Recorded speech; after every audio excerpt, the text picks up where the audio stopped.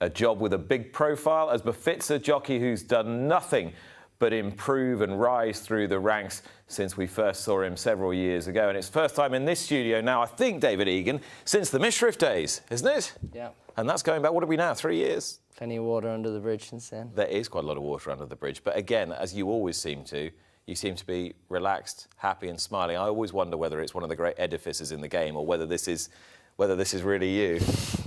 Yeah, secret behind the locker, but no, it's...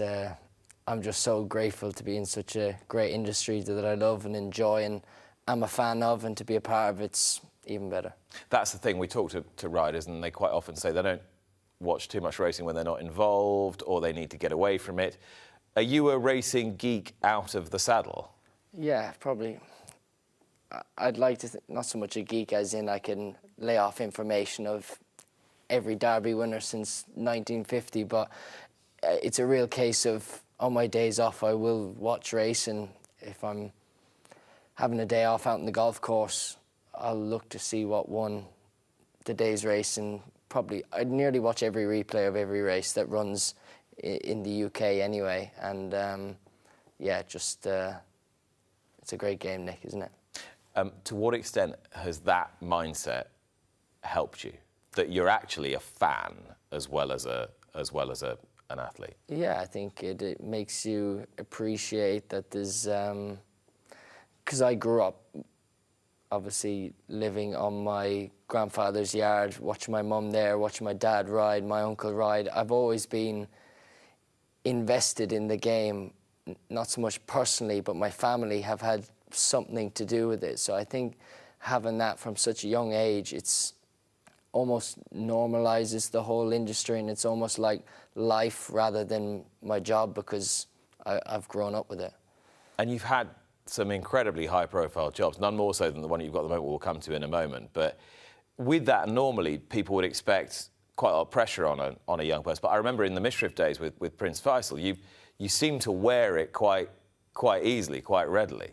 Yeah, it's pressure is a privilege, and it's if you're not feeling the pressure as a jockey, you're probably not in the position you want to be. That's the way I'd look at it. You look back on those early days and some of those big race triumphs you had with the Saudi Cup and the Juddmonte International, great days on a horse trained by the Gosdens as well. So it was profile, profile, profile. Were you able to enjoy it at the time? Yeah, I think the whole whirlwind of the Saudi Cup, Shima Classic, such a short space of time, and it was probably a whirlwind. I was obviously a few years younger, but I actually didn't feel that much pressure. Mishriff was a horse I knew. Riding him in the Saudi Derby the year before was probably a big experience for me, getting to know the horse, going around the world with a horse that I was going to ride for an owner that I was retained to, and yeah, he took me on some terrific journeys, and Mishriff will always be a big part of my journey. And is it reasonable to suggest that he did change things in quite a big way for you, not just in terms of the course of your career, but also in terms of your own security? He made you quite a lot of money. Absolutely, he's one of the highest earning horses of all time. Probably not the highest, but certainly one of them. And if I have another horse that surpasses his career earnings, it would be nice, but it's probably never going to happen. He was a bit of an enigma and a freak, and to do what he's done, if you look back at some of his races and what he accomplished on both surfaces, various distances, it's quite astonishing. I thought there was not only something unusual about him, but something unusual about you at the time too, because when the association with Prince Faisal ended, it wasn't that long after that, was it? No, it probably would have been probably not long after Vedini beat him in the Eclipse. Yeah. Would have been, yeah. And was that the straw that broke the camel's back, do you think? I'm sure it was probably one of the reasons Prince Faisal sort of parted ways, but look, it was a terrific time, and there was a couple of times where Mishriff was running whether he won or lost during his career when I wasn't on him. I wasn't able to ride him when he won the Prix du Jockey Club due to COVID. Frankie got on him in the Champion Stakes, and obviously he didn't win, and that was the race before he went to the Saudi Cup. Yeah. And it wasn't long after Ascot that day that Prince Faisal rang me up and say, "Don't worry, you'll ride him in the Saudi Cup." And I had all winter to look forward to that, and he went and won, and that started the real journey with Mishriff. But am I right in thinking that there's something that was in the back of my mind, that did you not write Prince Faisal quite a long letter at the time? Was that right? And sort of saying, thank you very much for all the opportunities that I've had. Yeah, it was... I was obviously riding for Prince Faisal, but I was working for Roger Varian. Yeah, that's right. And that was... I went in and told him that I would no longer be riding for Prince Faisal, and he had a lot of dealings with Prince Faisal. He trained for him before, knew him, and thought it would be a nice thing to do. So although I could look very clever and say I wrote him a letter off my own back, it was down to a bit of guidance from Roger there. But that's interesting, isn't it? Because, you know, clever people surround themselves with the right people, and Roger Varian would be a good example of someone who knows how to do things correctly. Yeah, and that's the way I've always been brought up. I'd always want to be, whether it's do the right thing, at least try to do the right thing, and I felt that was the right thing to do at the time, and yeah, I'm sure Prince Faisal must have appreciated it in some way. You also had to go through the odd time, as you pointed out, where somebody said, "Oh, actually, no, Frankie Dettori's available, we'll have him." You know, that would happen to younger jockeys now. Somebody might want Ryan Moore or Sheen Murphy, yeah. They might want you or whatever. Is that something that you found it difficult to deal with, or could you let the water just flow off the duck's back? Yeah, I think it's all part of the progression with jockeys. There probably comes a point where, even at this young stage in my career, I might be jockeying some other younger jockeys off, which I was in their exact situation however many years ago. And same thing would have happened to probably Frankie Dettori, William Buick, when they were coming out of their apprenticeship, going through the ranks to try and make it to the top, and it's all part of the journey. So what's it like to ride for Kia? That's what everybody wants to know. Well, you're riding a lot of good horses, that's for sure. A lot of well-bred individuals now, especially more so now since I've got the job. He's obviously invested heavily into the game and into his portfolio of horses. The caliber of horses we have in Amo Racing are quite mind-boggling, really. So it's a real privileged position for myself. And so how did it come about? How did you become the man who succeeded Ross O'Ryan, then Kevin Stott into the purple and white? Yeah, obviously, I had a little kickstart into my relationship with Amo Racing. I'd had a few sort of low-key winners, you could say. But my first big dealings with them was when I picked up a spare ride on Mojo Star to finish second in the Derby. That's right. Behind Adam Hell of a spare ride. Absolutely. To be fair, I was lucky to get on the back of Adam Kirby, I think, in the dare. He quickened up nice round the inside, and I literally followed his tail the whole way through, and that was a nice spin to get. Made me ever more hungry to try and pass that winning post in front in the Derby. But yeah, that was my first sort of connection with Kia and everyone at Amo Racing, and then it was a gradual progression. Eventually got the job, signed the contract, and haven't looked back since. You seem to suit each other. Is that a fair assessment? I mean, Kia's all out there. He's been on the sofa many times. Yeah. He's very expressive. He's occasionally controversial. You're very level, very steady, calm. It seems to be quite a good yin and yang. You're smiling at me as if I'm plucking this out of nowhere. But yin and yang was the exact words I was thinking of. Maybe, yeah, we get on very well, and I think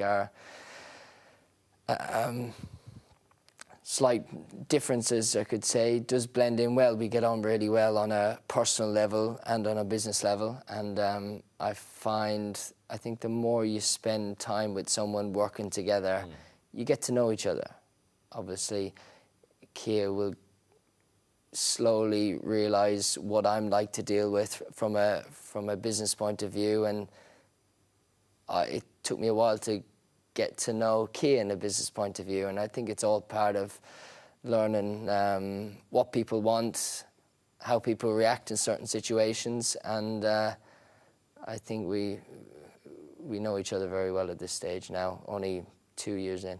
And how much faith have you got in the enterprise as a whole and its potential, I suppose, the potential within? I'm thinking particularly of the Newmarket operation that's now headed by Kevin Philippard-Defoe. Well, I see it's not only about the racing and the racehorses now for Kia. Kia's got a very good vision in his investment into the whole industry, whether that's the infrastructure in buying Freemason, bringing his own private trainer in Kevin Philippard-Defoe, and seeing the progression of Freemason and how much work has gone into it, investment, and no stones being left unturned there. It's a phenomenal place which does probably deserve to have that investment put into it, such a prestigious place. I'm sure Sir Michael goes out and walks around and is probably happy with the investment that's been put into it, because it's an amazing place. But somebody's really looking after it that way. Yeah, I think a place like that really deserves it, with the place steeped in history. There's some very prestigious places in the UK that have such history behind it that haven't had the investment and are probably slightly fallen down on modern times. And I noted that when you rode Arizona Blaze, and you could have ridden Bucanero Fuerte in the Flying Five, and you rode Arizona Blaze, Kia afterwards talked about you recognising the fact that this was a potential stallion and the importance of that. To what extent did that, and being a part of the continuing business, play on your mind, or were you just simply thinking, I need to win this race? Yeah, it was obviously a big factor. If I probably really felt that he wasn't the right horse to ride, I think Kia I could have had the choice, but I think I'm not only the jockey for Amo Racing riding the horses on the big days. You got to think of the bigger picture sometimes, and I felt that was the right thing to do in that moment. Thankfully it worked out. If it didn't work out and Bucanero Fuerte went and won a Group 1 for Amo Racing, that would have been a big success as well, because what that horse has gone through is quite astonishing to bring him back. But sometimes you got to have put the team first rather than yourself. And this horse has been everywhere and done everything, Arizona Blaze. And I'm guessing it'll be Del Mar for him next, and you'll be there with bells on. Yeah, he's still a 3-year-old, just at the end of the summer, and he's had 16, 17 races. It's Amazing quite horse. Astonishing, and he's done nothing but improve. Won the first 2-year-old race early in March as a 2-year-old career, raced 8-9 times as a juvenile. His last run in the Breeders' Cup, he was placed. Then he comes out and gradually progresses. Getting beat in Ascot for me in the Commonwealth Cup was sickening, because there was no horse that deserved to win a Group 1 more than him, because he's so tough, tries every time, doesn't miss a beat, danced every dance, and yeah, to win that race on him was special. It meant a lot. And you've got a 2-year-old coming through, though he's on the sidelines at the moment, Power Blue. Yep. Now, he beat yesterday's heroine, True Love, in the Phoenix. Yeah. Now, Aidan O'Brien and Ryan Moore say that she didn't give a running on this occasion, but of course we don't really know how good your horse is yet. How good is he? Could be very good. He's a very similar profile to Arizona Blaze, to be honest, that he's just a real tough individual, wears his heart in his sleeve, and to be honest, a lot of Adrian Murray's horses have them characteristics. They just keep trying for you. Yeah, whatever. himself, Robson and everyone down in Mullingar, they put that real positive attitude into the horses' minds, and they don't know when they're beaten. And I suppose people would say lazily, well, you just work them harder and get them fitter. But of course, if you work them too hard, then they're not going to try that hard for you on the track, are they? You look at Arizona Blaze, ran a disappointing race in the Nunthorpe. It's not easy to get them to bounce back and put probably a career best in winning a Group 1. A couple of weeks later, some people would say they're mad, but I think they're very clever people over there in Ireland. And he goes and wins the Flying Five. A couple more things I wanted to ask you about. First, I mean, obviously, if you have one of these big retainers, that's your priority, but you need that network of other connections just to keep the scoreboard going, to keep your contacts up. Are there people you really enjoy riding for, get a kick out of riding for, that perhaps we wouldn't realise? Yeah, there's loads of people. I love riding. Obviously, my first port of call is Amo Racing, but as you know, I'd be very busy riding for other people as well, and it's there's so many great characters in the game. To name a few would be probably a disservice to whoever I didn't mention, but luckily I get to ride for some great people and get the support by riding some really nice horses and plenty of winners. And are you actually the best jockey in your own house? Alexandra's just moved over, so... This is your sister? Alexandra, yeah, she's doing really well. Very proud of her. She's how old? She is 20. So there's a bit of a gap between you? Yeah, bit of a gap. So I was 16 when I moved over to England, and she was only 10. So obviously I've stayed in contact and seen her, but actually spending a good bit of time with her is quite nice.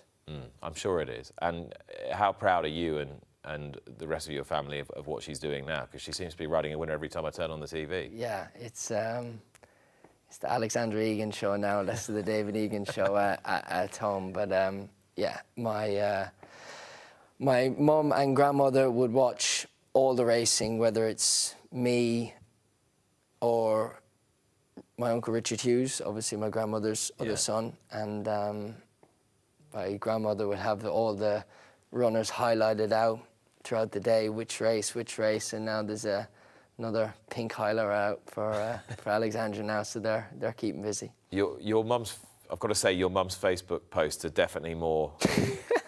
They're definitely more Alexandra Egan based now. It's sort of reminiscent on my time starting out in about 2017 when she used to do that for me. Yeah. But the Facebook posts for me have been left to probably only the bigger days, whereas every day is a big day for Alexandra. You need to get the Group 1. You need to get the Group 1 to get your mum's Facebook post. Absolutely need another one. You were the future ones. Absolutely. And what about your dad? 58 and all. Is he 58? 57. 50. Sorry, John. And still riding a winner at the Ebor meeting. Yeah. He's someone I always looked up to. He's someone who I don't think there's anyone that wants to win a horse race more than him. He's so hungry, driven, and still very, very talented, and very hard to beat in the finish, as my sister found out the other day at Newmarket when she finished a short head behind him. Have you all three of you ridden in the same race? No. So that can't be far off, can it? Won't be far off. It was meant to happen probably a couple of weeks ago at Chelmsford, and just didn't happen for whatever reason. It was just myself and Alexandra, but I'm sure the three of us will be there someday soon. And if you're in it, he wants to win even more. Yeah, I almost have to make sure I stay out of his way, because he can be quite intimidating, for sure. Will he just go on and on and on? I've got a younger brother, Connor, who's 11.